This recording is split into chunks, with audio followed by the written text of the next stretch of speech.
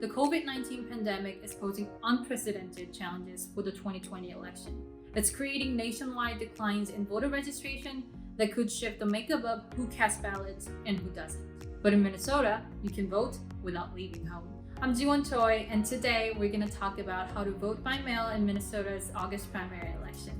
Step 1, if you haven't already, register to vote.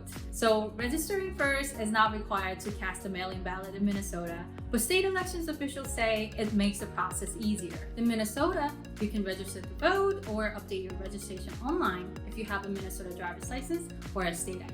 If you don't have one, don't worry.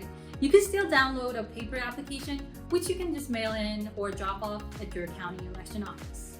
Applications are available in 12 languages and Braille. Step 2, request an absentee ballot. If you're eligible, you can get an absentee ballot for any reason, like any reason. Let's say you just don't want to go to the polls, like if there's a deadly respiratory virus spreading throughout the state.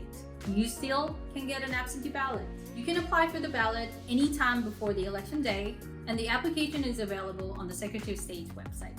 Step 3, vote and sign the envelope.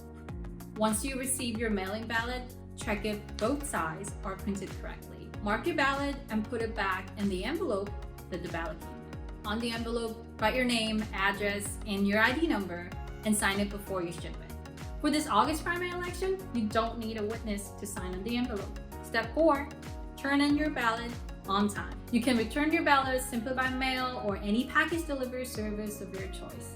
Your ballot must be postmarked on or before election day, and it should be received by your county by the day before the county canvass. County canvass may take place within 2 or 3 days after the election. So keep in mind, you need to allow sufficient time for your ballot to ship. You can check if your ballot has been received and counted through the Secretary of State's website. If you're up against the clock, don't worry, you can still return your ballot to the election office that originally sent your ballot. You just have to do that by 3 p.m. on the election day. If you're hospitalized or living in a nursing home, you can request an agent pickup service through the Secretary of State's website and have them return your ballot for you. Okay, now you voted, your ballot's sent, everything's good, right? Well, what if you change your mind after submitting your ballot? In Minnesota, you can cancel your mail-in ballot. To do that, just contact your local election office that sent your ballot.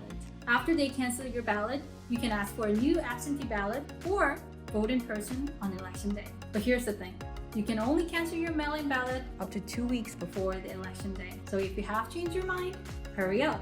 Got any questions about vote by mail in Minnesota this year? Ask NPR News.